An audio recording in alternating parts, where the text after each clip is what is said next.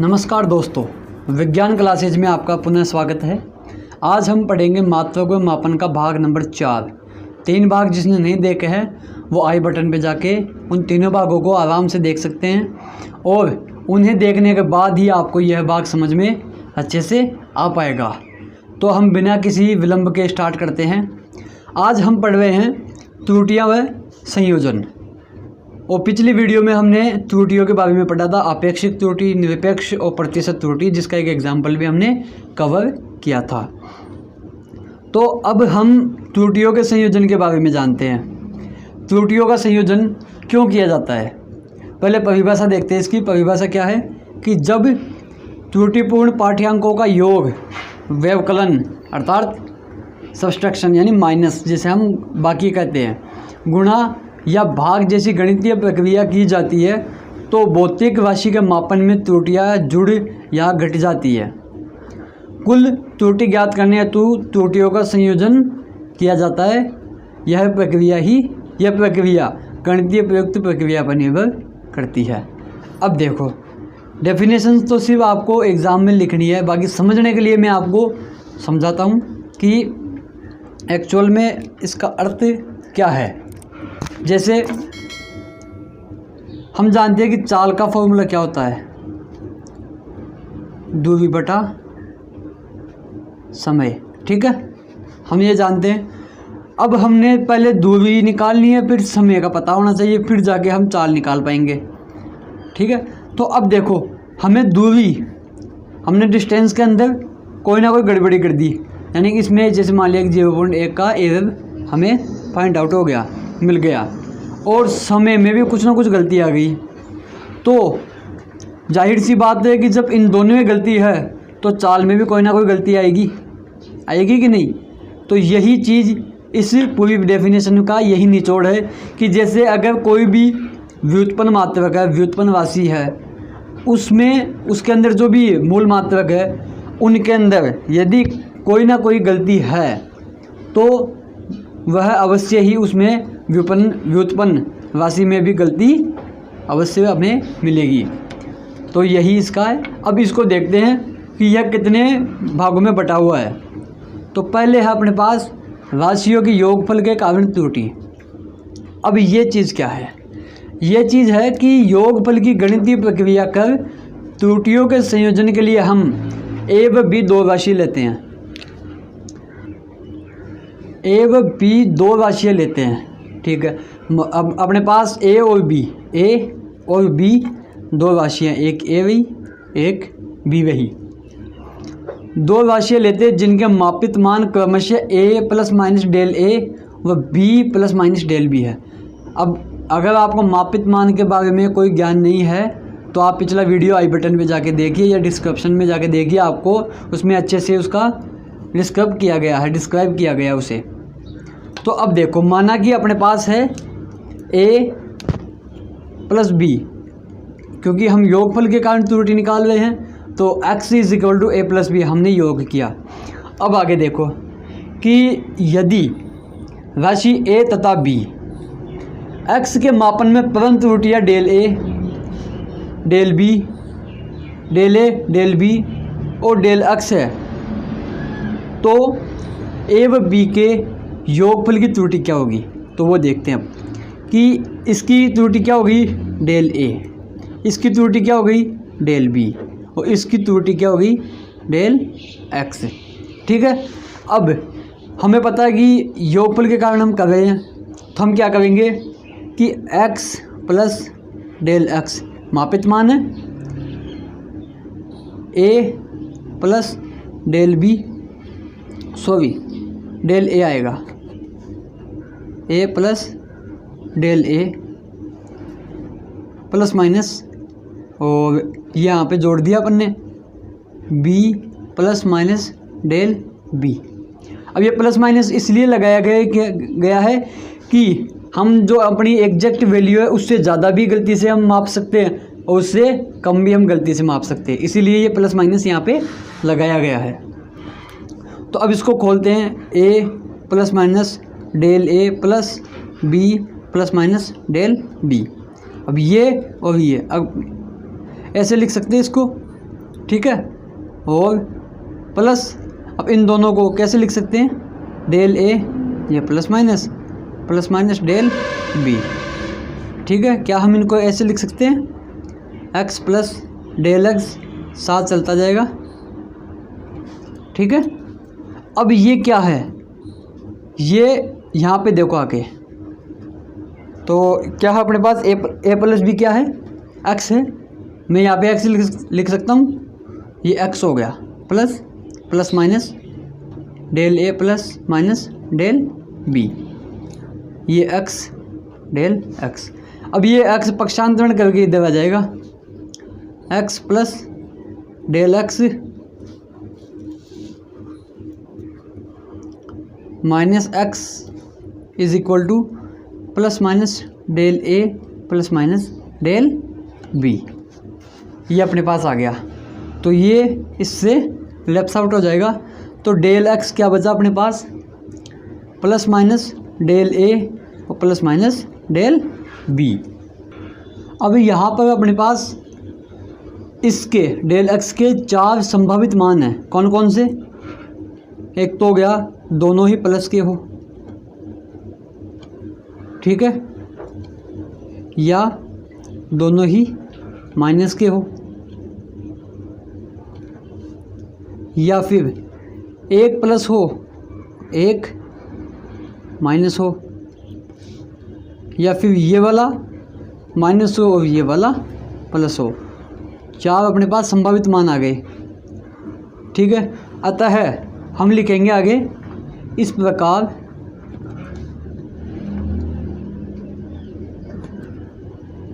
x के मान में अधिकतम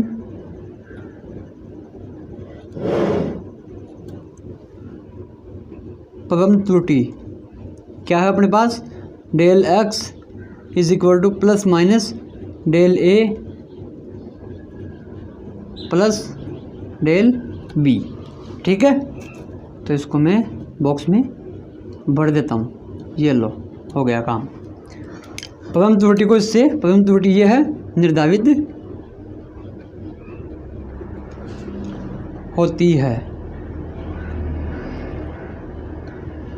राइटिंग में थोड़ा सा कॉम्प्रोमाइज़ कर लेना, क्योंकि साइंस वालों की वैसे राइटिंग्स हमेशा ही सही वीक रही है, क्योंकि उन्हें प्रैक्टिकल पर ध्यान देना रहता है, उनकी प्रैक्टिकल सब्जेक्ट है, इसीलिए कंसेप्ट थ्योरी इनमें इंपॉर्टेंट रहती है। राइटिंग का इनमें कोई महत्व नहीं रहता, बहुत कम रहता है।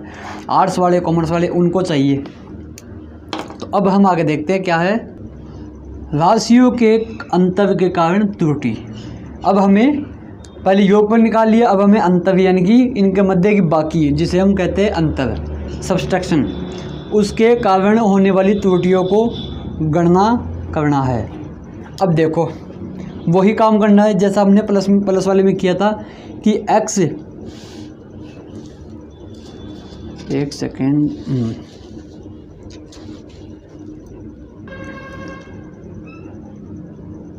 x is equal to A minus B.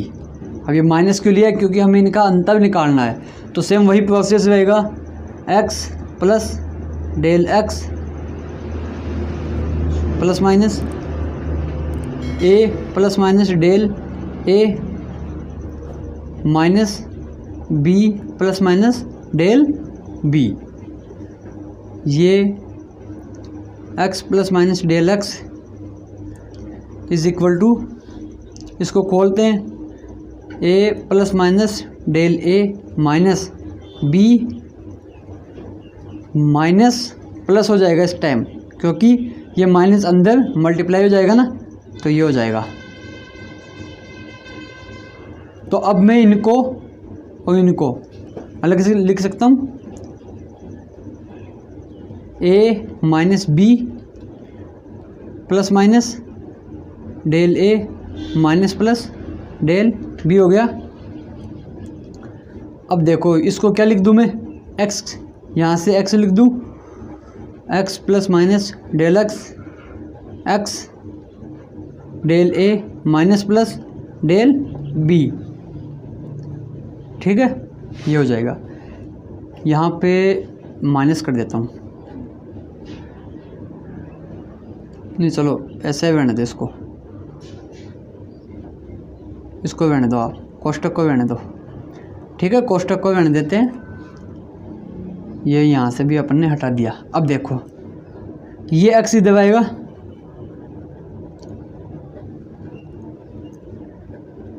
Del A plus minus minus plus del B, तो ये दोनों कट गए। तो अपने पास क्या हुआ, del x plus minus del A minus plus del B, ये हमें मिल गया।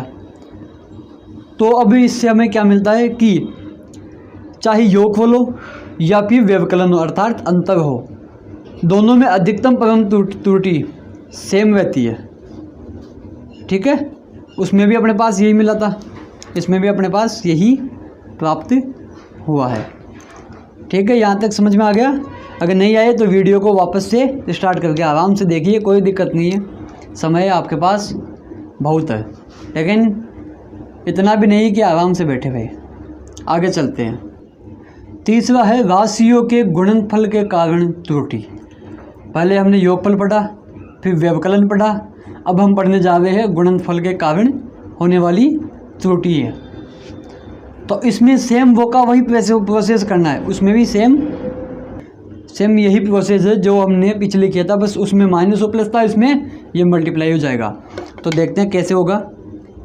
ये अब x इज इक्वल टू ए गुणा बी हमने लेट किया अर्थात माना। ठीक है, ये हमने माना है। तो वही प्रोसेस ये x plus minus del X और a plus minus del A इस multiply by b plus minus del b। ठीक है, तो ये हो गया अपना डेल x। इसको मैं इससे कर दूं, इसको अब इसको वैसे खोला वैसे इसको मल्टीप्लाई के अंदर खोलना है। a multiply by b, a multiply by plus minus del B. इससे चलो ये कॉम्प्लिकेटेड हो जाएगा, इसको यहाँ पे हम इसकी जगह को दूसरा रास्ता निकालते हैं। क्या मैं इसमें से ए कॉमन ले सकता हूँ? मैंने यहाँ से ए कॉमन लिया, क्या हो गया, ए प्लस माइनस डेल ए अपॉन ए हो गया। क्यों? क्योंकि अगर ए को अंदर गुणा करूँगा तो अपने पास यही इक्वेशन प्राप्त होगी।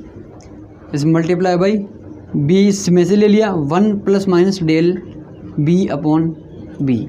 ठीक है, समझ में आया। अब देखो आगे, इसको मैं मल्टीप्लाई लिख सकता हूँ आराम से। तो ये a इस मल्टीप्लाई बाई बी, ये हो गया 1 प्लस माइनस डेल ए और ये हो जाएगा 1 प्लस माइनस डेल बी और बी, क्योंकि मल्टीप्लाई है ना इसीलिए। ये आगे ऐसा का ऐसा चलता रहेगा। ये क्या हो गया अपना इस इक्वेशन से x, तो ये x इधर ले लूँ मैं, x इधर आ जाएगा ना, तो 1 plus minus del A 1 plus minus del B upon B. ये इससे लेफ्ट आउट हो गया, तो del x is equal to क्या हुआ अपने पास, 1 प्लस माइनस डेल ए अपॉन ए, 1 plus minus del B upon B.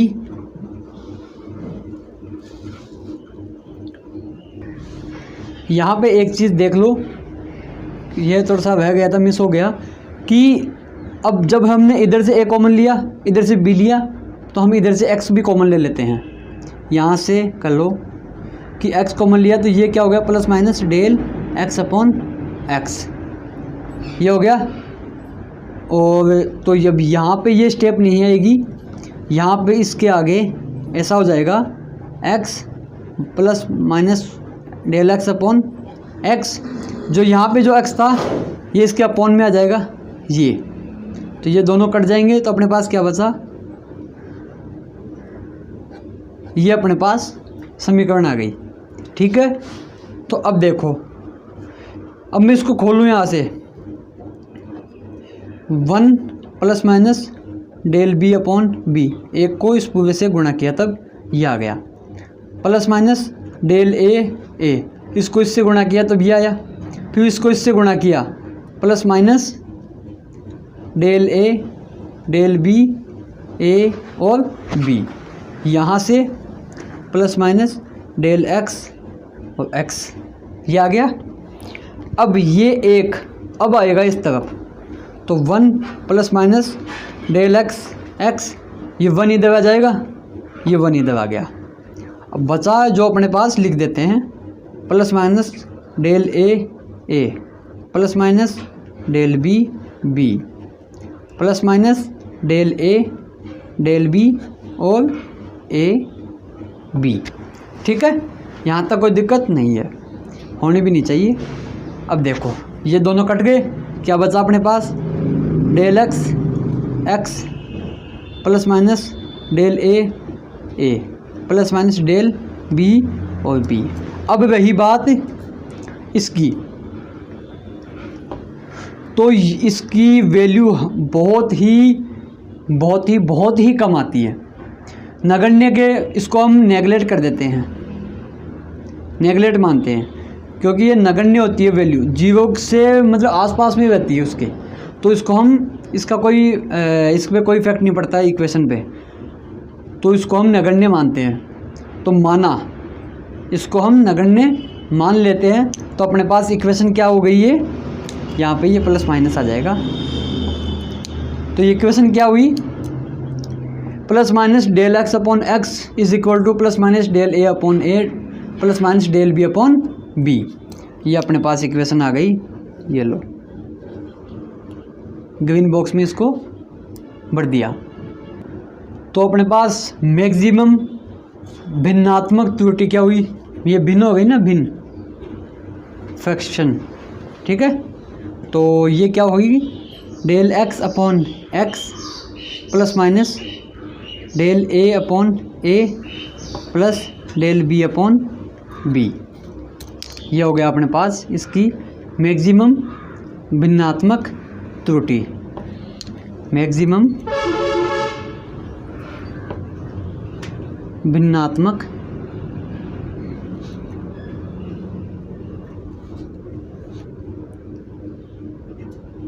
त्रुटि।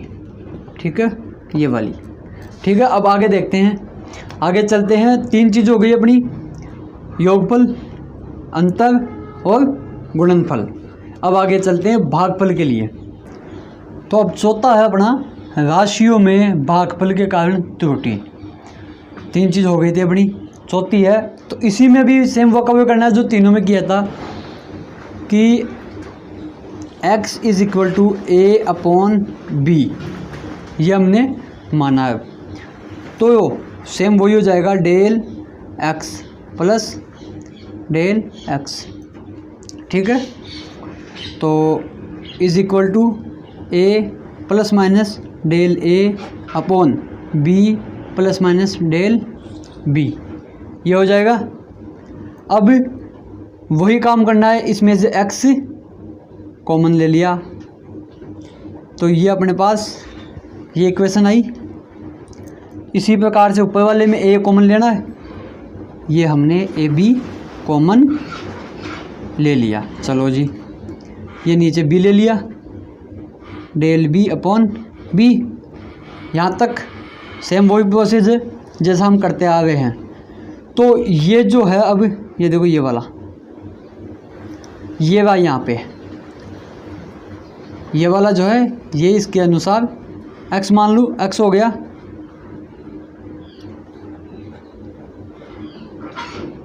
x बटा 1 प्लस माइनस डेल ए अपॉन ए 1 plus minus del B upon b. तो ये अब इसके अपॉन में चला जाएगा बटा में। तो बटा में जाने के बाद नीचे कर लेते हैं, तो ये इसके बटा में जाएगा, तो x plus minus del x upon x 1 plus minus del ए अपॉन ए 1 plus minus del B upon B. ये हो गया।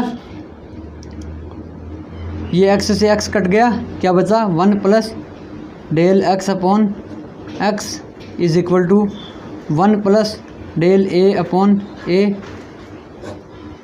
Upon 1 plus del a upon del b upon b। ये हो गया। अब इसको देखो, क्या मैं इसको ये लिख सकता हूँ 1 plus minus del b upon b का इन्वर्स हो गया, ये लिख दूँ। अब एक चीज़ ध्यान रखो, जब आप 12th में आओगे तो एक द्विपद बाइनोमियल थ्योरम आएगी आपके, शायद 11th में भी है आपके, शायद 11th में ही है। तो देखो वो क्या कहती है कि यदि ऐसा कुछ आपके पास आए तो आप उसको 1 minus x plus x square minus x cube इस प्रकार से आप लिखोगे, ठीक है। जो अपनी घात पे अभी यहाँ n है, यहाँ पे n आएगा n, ठीक है। अब अपने घात पे डिपेंड करता है। अब घात कितनी है अपनी, यहाँ पे -1 है, तो -1 यानी 1 तक ही अपन को इसको लेना है। तो ये क्या हो जाएगा 1 plus del x upon x is equal to 1 plus minus del A upon A. ये 1, ये अपना क्या हो गया डेल बी अपॉन बी, ये x हो गया, लेट किया था इसके हिसाब से। अब n की वैल्यू अपने पास क्या है -1 है, सॉरी -1 है। तो इस -1 के अनुसार 1 तक लेना है, क्योंकि 1 तक लेना है इसको। तो 1 माइनस को, अब इस चिन्ह को माइनस से गुणा करूँ, यदि माइनस यह है प्लस माइनस, ठीक है। इसको इससे गुणा करूँगा तब क्या आएगा मेरे पास माइनस आएगा, इसको इससे गुणा किया तब, माइनस को माइनस से गुणा किया तब क्या आएगा प्लस। तो minus plus del B upon B, ये मेरे पास आ गया। अब इसमें भी जो गुणनफल में किया वही इसमें काम करना है। 1 प्लस, सॉरी यहाँ पे भी माइनस कर लेना भाई, हो गया। अब देखो 1 इससे गुणा किया minus plus del B upon b, इसको इससे किया डेल ए अपॉन ए, फिर इसको इससे किया प्लस माइनस डेल ए अपॉन ए और डेल बी अपॉन बी, कौन सा माइनस प्लस में। अब ये दोनों क्या, इनको मैं इस प्रकार से लिख दूं डेल ए डेल बी ए और बी, ओनली इन दोनों को। तो ये अपना क्या था नेगलेक्ट, इसको नेगलेक्ट कर देंगे कि हमें इसको नगण्य मानते हैं। तो बचा क्या अपने पास, ये वाली इक्वेशन बची। तो अब देखो 1 plus minus del x upon x, ये एक मैं इधर दे लूँ, इधर दे दिया, तो del B upon B plus minus del A upon A, ये दोनों कट गए, क्या बचा del x upon x plus minus del A upon A minus plus del B upon B. ये अपने पास इसकी वापस से भिन्नात्मक त्रुटि का मान आ गया। तो अब हम इससे क्या मिला कि चाहे गुणनफल हो या फिर भागफल हो, दोनों ही संक्रियाओं में भिन्नात्मक त्रुटि का अधिकतम मान ये प्राप्त होता है, ठीक है। दैट्स ऑल, आगे समझ में इनके नोट्स बनाना है जरूर। अब देखो एक और चीज़ है, राशियों के घात के कारण होने वाली त्रुटि, वो भी हम फटाफट से देख लेते हैं। अब आता है राशियों के घात के कारण उत्पन्न त्रुटि। अब देखो ये कुछ लॉग की प्रॉपर्टीज़ है जिनको आपके बारे में आपको जानना आवश्यक है कि यदि लॉग ए की पावर n हो तो ये ऊपर वाली पावर है ना, ये आगे आ जाती है, n log a हो जाता है। उसी प्रकार से अब ये अगली वाली देखो, log a डॉट b हो तो log a plus log b आपकी प्रॉपर्टी होती है। log a अपॉन बी है, log a अपॉन बी है तो log a minus log b हो जाएगी। अगर ये दिया हो तो आप इसका इस्तेमाल कीजिए, अगर ये हो तो इसका इस्तेमाल कर सकते हैं। और log x का अवकलन होता है 1 अपॉन एक्स। ठीक है, इसमें भी हम क्या करते हैं कि माना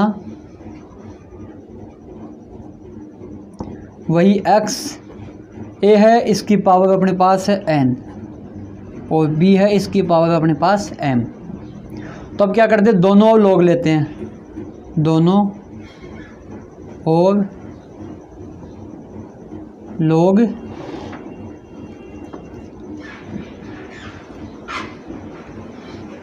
लेने पर,